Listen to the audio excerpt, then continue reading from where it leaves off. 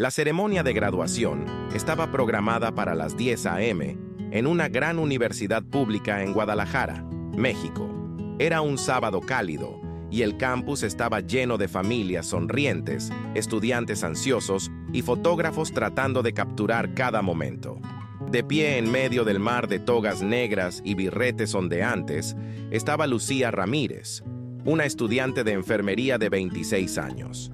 Hija de una costurera y un albañil fallecido, siempre había sido considerada un milagro de la comunidad.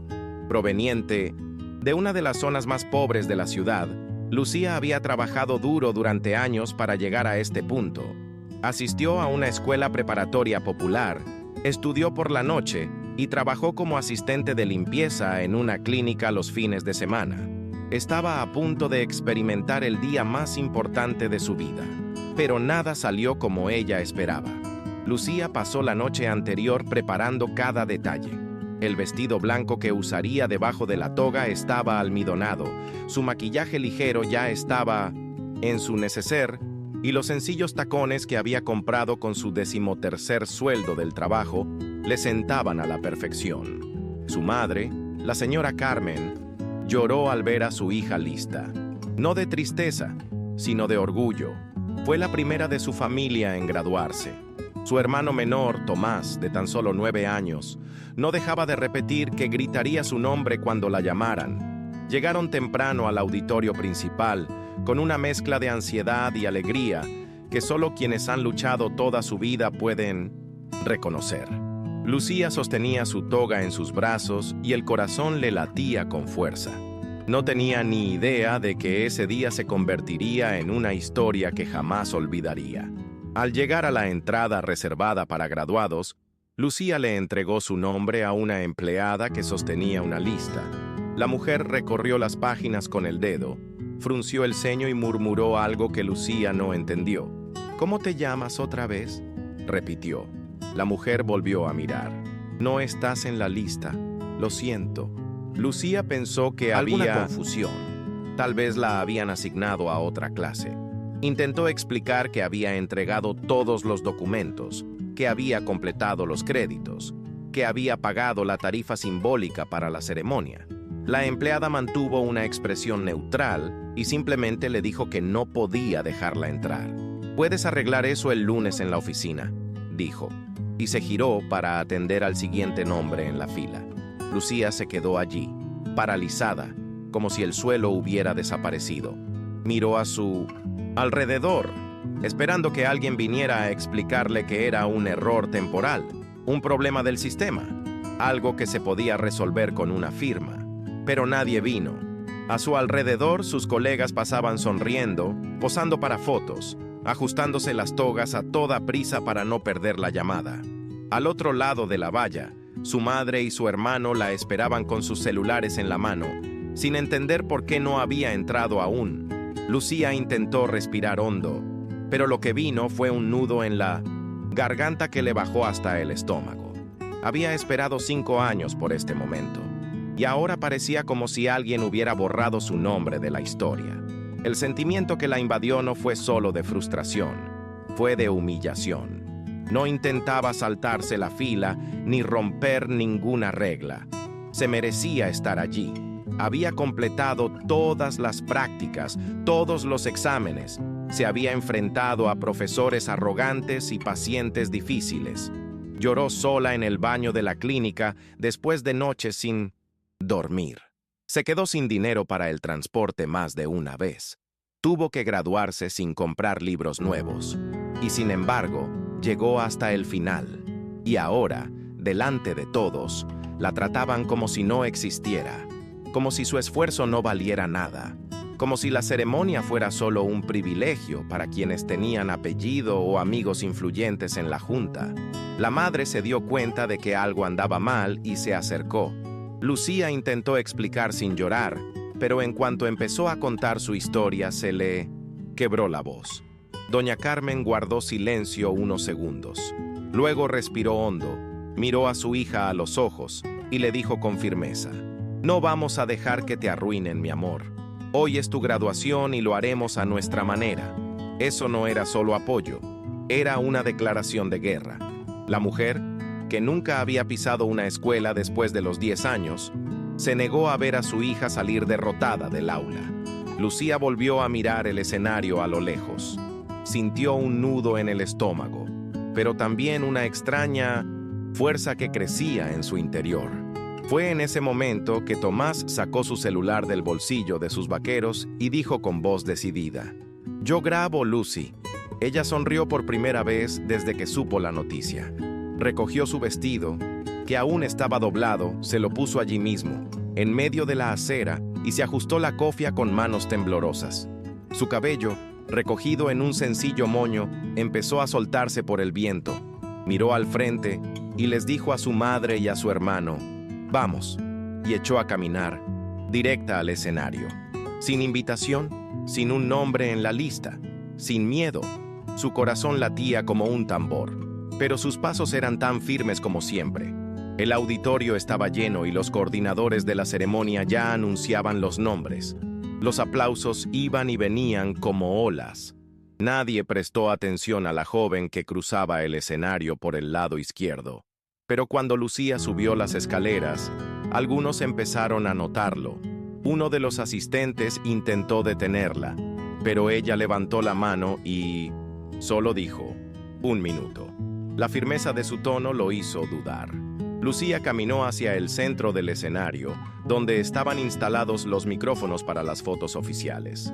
La pantalla detrás de ella mostraba otro nombre, pero la atención ya estaba puesta en ella. Se quitó la cofia, apretó las manos con fuerza y respiró hondo. «Me llamo Lucía Ramírez. Me gradué de enfermera. Cumplí con todos los requisitos, cada materia, cada hora de práctica. Estoy aquí porque valgo la pena, aunque no puedan poner mi nombre en una lista». El silencio en el auditorio era absoluto. Algunos empezaron a aplaudir, otros filmaron. Un profesor al fondo intentó interrumpir, pero se detuvo al ver la conmoción que se apoderaba del público. Lucía continuó: «Este momento no me deja en paz». El llanto de la madre resonó suavemente entre el público. El hermano sostenía el celular con manos temblorosas. Lucía levantó su birrete y lo lanzó al aire. El clásico gesto de graduación, realizado por ella sola, en medio de un escenario lleno de la vergüenza de la organización. El público estalló en aplausos. Algunos compañeros se levantaron de sus asientos. Otros se acercaron a abrazarla. Los profesores guardaron silencio. La autoridad allí, por unos minutos, no estaba con ellos. Estaba con Lucía. Bajó del escenario con piernas temblorosas, pero con el pecho lleno. Sabía que aún no tenía su diploma en sus manos, pero había hecho algo más grande. Había exigido respeto, y nadie podía arrebatárselo. Lucía abandonó el IUO. Escenario abrazada por su madre y su hermano, como si escapara de una pesadilla que intentaba devorar su historia. No tenían dónde sentarse, pues la zona del público estaba llena y sus nombres ni siquiera figuraban en las invitaciones impresas. Pero ya no le importaba. Para entonces, el escenario se había convertido en un simple detalle.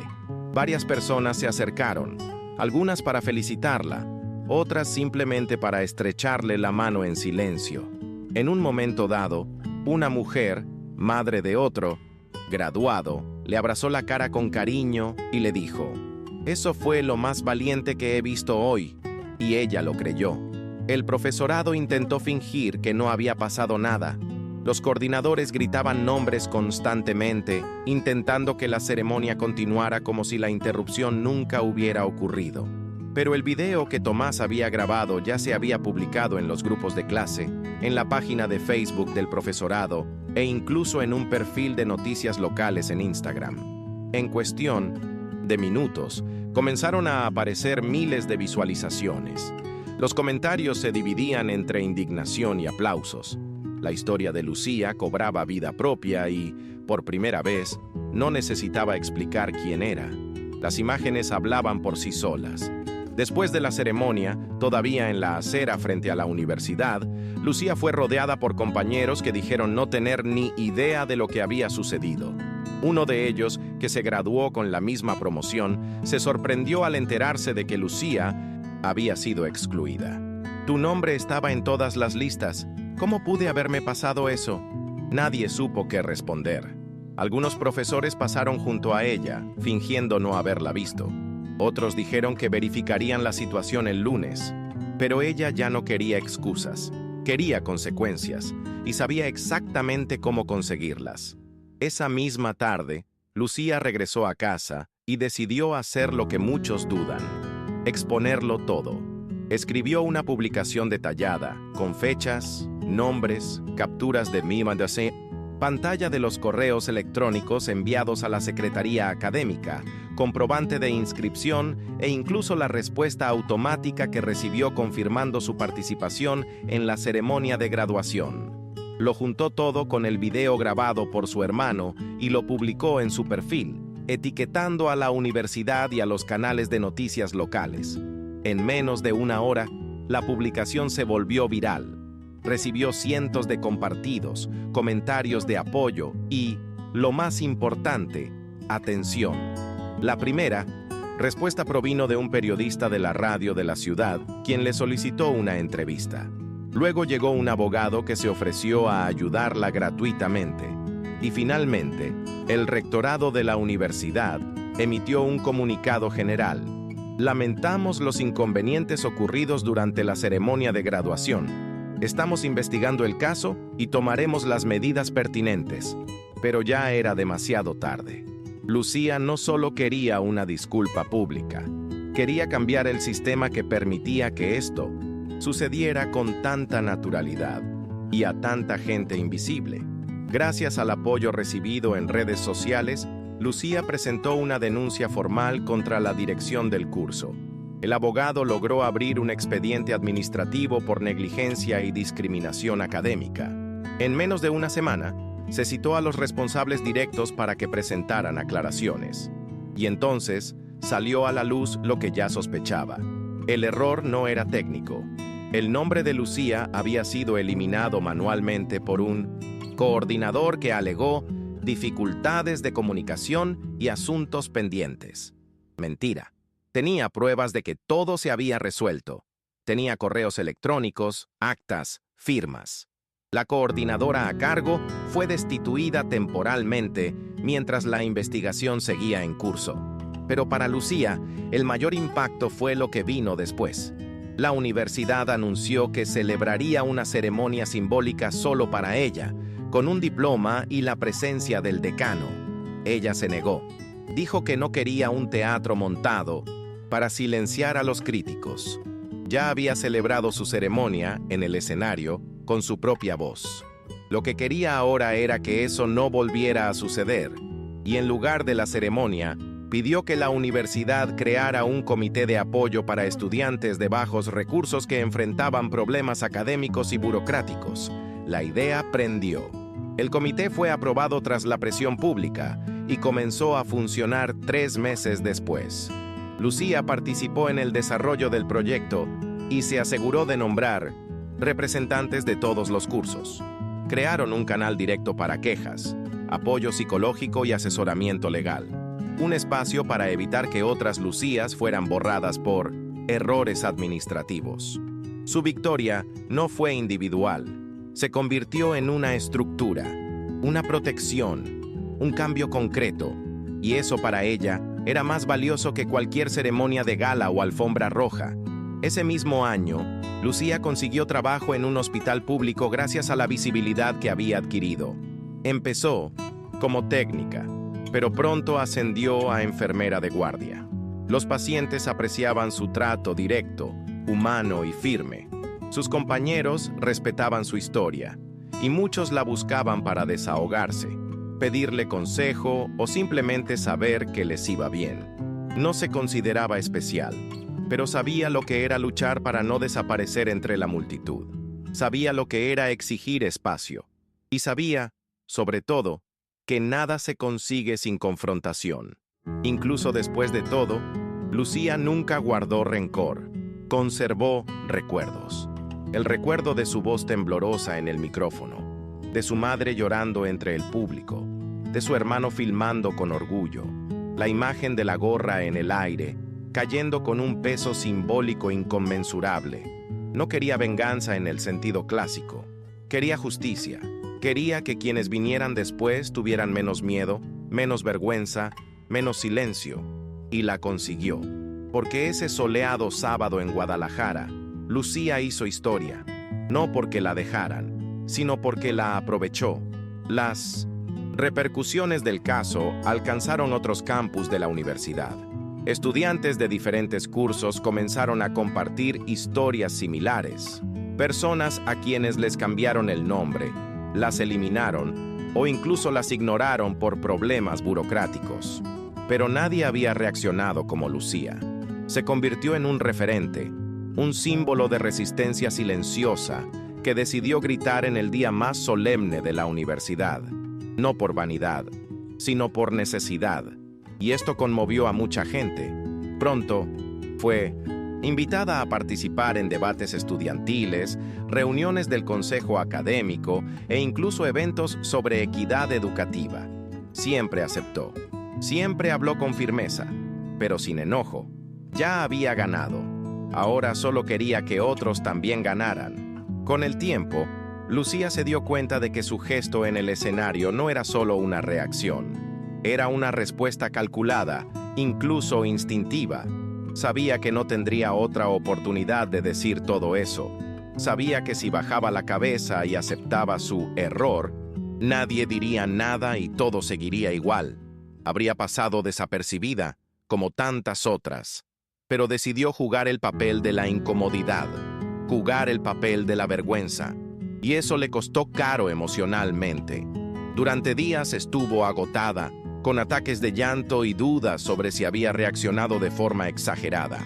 Pero cada mensaje que recibía diciendo «gracias por hablar» renovaba su certeza. Había hecho lo correcto. Poco a poco, incluso los profesores empezaron a cambiar su actitud hacia ella. Algunos se disculparon, aunque indirectamente. Otros comenzaron a invitarla a hablar sobre mejoras en el sistema. Una profesora, en particular, admitió que la actitud de Lucía la hizo replantearse su propio papel en la universidad, e incluso quienes guardaron silencio empezaron a mirarla con otros ojos. No con miedo, sino con respeto. Lucía no había confrontado a nadie con violencia.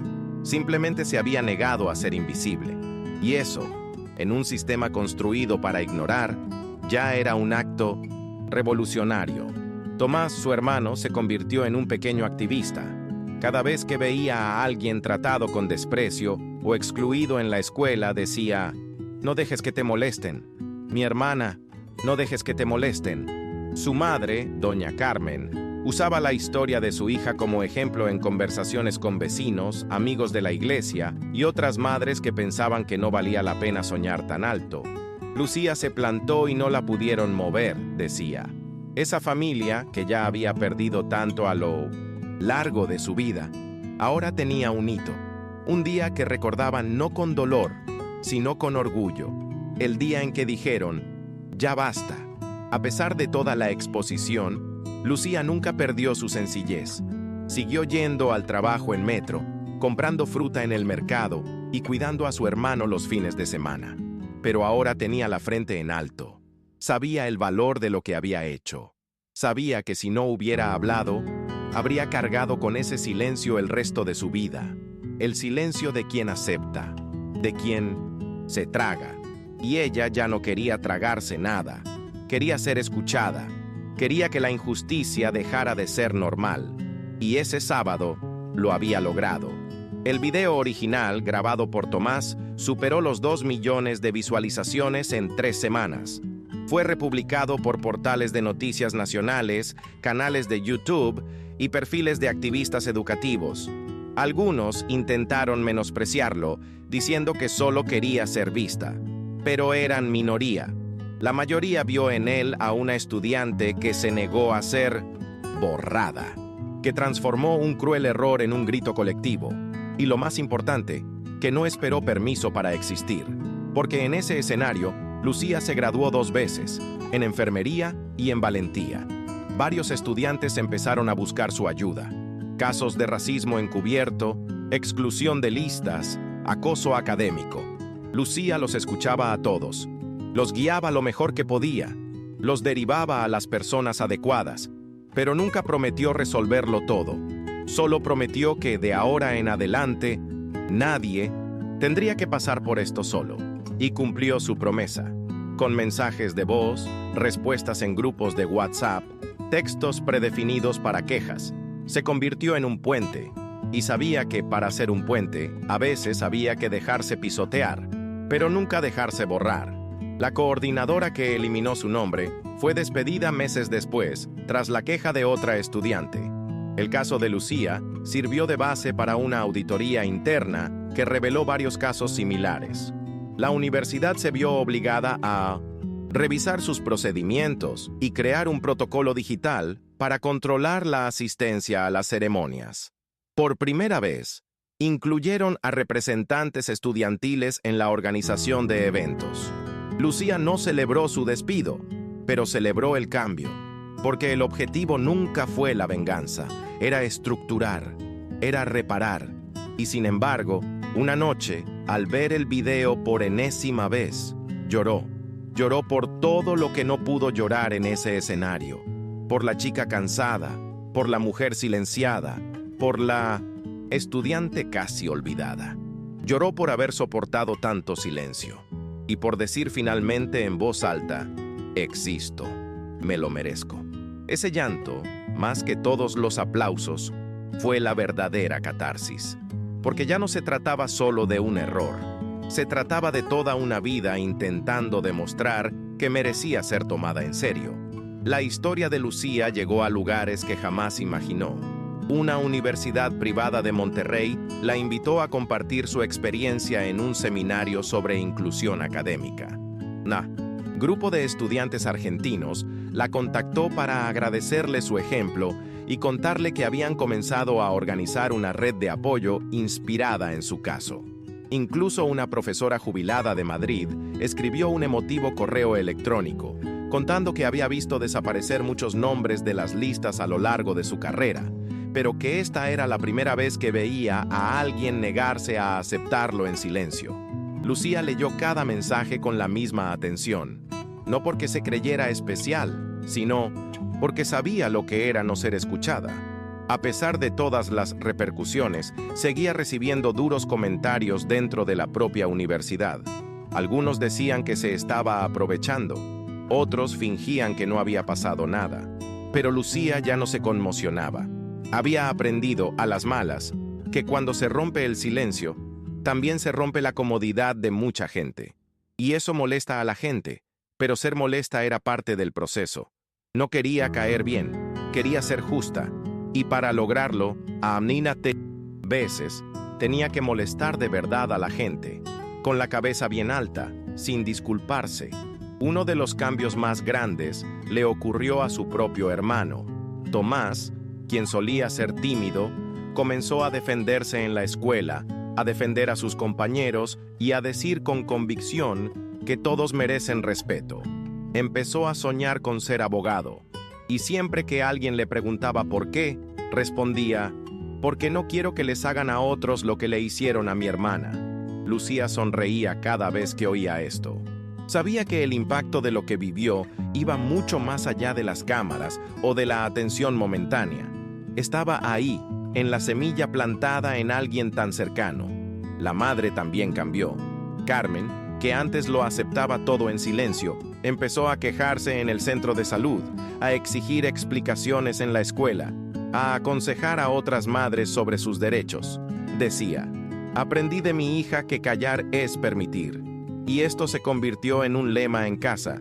Lucía, sin planearlo jamás, había iniciado un efecto dominó, un movimiento pequeño pero poderoso, porque cuando alguien sin espacio toma el protagonismo, abre el camino a muchas que creían que ni siquiera podían entrar en la sala, y ella lo sabía. Por eso se mantuvo firme. Meses después, la universidad intentó ofrecer un reconocimiento público, un certificado de superación en un evento institucional. Lucía le dio las gracias, pero declinó. Dijo que no necesitaba una medalla, que su reconocimiento provenía del cambio que ella misma había forzado, que subir a ese escenario sin permiso había sido suficiente. No quería que usaran su imagen para limpiar su reputación. Quería que usaran su ejemplo para evitar que esto volviera a suceder. Y se aseguró de decirlo delante de todos, sin rodeos. Para entonces, Lucía se había convertido en un referente no solo en el campus, sino también entre los jóvenes activistas de la ciudad. Participaba en grupos de discusión, apoyaba a grupos de chicas de las afueras y escribía artículos sobre inclusión, pero nunca se desvió de su esencia. Siguió madrugando, trabajando duro, cuidando de su hermano y riendo a carcajadas con su madre los domingos por la noche. La diferencia era que ahora todos conocían su nombre, y no por caridad, sino porque se esforzaba por escribirlo con su propia mano, donde habían intentado borrarlo. En una entrevista con una radio local, le preguntaron qué le diría a alguien que hubiera pasado por algo similar y hubiera guardado silencio. Respondió: que hablen, que no se guarden la ira, que digan en voz alta lo que te hacen en silencio. No importa si lo hacen, dilo igual. La frase se viralizó. Se convirtió en una camiseta, un póster e incluso en la biografía de un perfil. Pero a Lucía no le preocupaba la fama. Le preocupaba el eco. Quería que su historia fuera lo suficientemente popular como para que la próxima vez nadie tuviera que subir al escenario a la fuerza. Con este espíritu, comenzó a escribir un pequeño libro, recopilando historias de otros, estudiantes que también habían sido borrados de alguna manera, historias de errores no tan inocentes, de exclusiones con color, dirección y apellido, de silencios que dolían tanto como las palabras. Quería transformar todo eso en algo tangible, para que la gente comprendiera que lo que le sucedió no fue una excepción. Fue solo la primera vez que alguien tuvo el coraje de mostrarlo al mundo. En el último capítulo escribió: ese día no me invitaron a subir al escenario, pero subí. Hubo un tiempo con cada estudiante que siempre fue ignorado. Hubo un tiempo con cada madre que limpiaba casas para que su hija estudiara. Hubo un tiempo con cada niño que creía que su voz estaba en el valle. Ese día, tomé el micrófono para todos nosotros. Fue una carta abierta, un recordatorio, una bandera. No era literatura, era verdad. Y quien la leyera lo sentía, porque no se trataba de ella, se trataba de todos los que alguna vez se vieron excluidos de la lista. Lucía terminó ese ciclo con algo más que un diploma. Salió de la universidad con un propósito. Había ganado una guerra sin levantar la mano, simplemente negándose a bajar la cabeza. Y ese caluroso sábado en Guadalajara, entre tímidos aplausos y cámaras temblorosas, demostró que la justicia no necesita permiso. Solo se necesita valentía.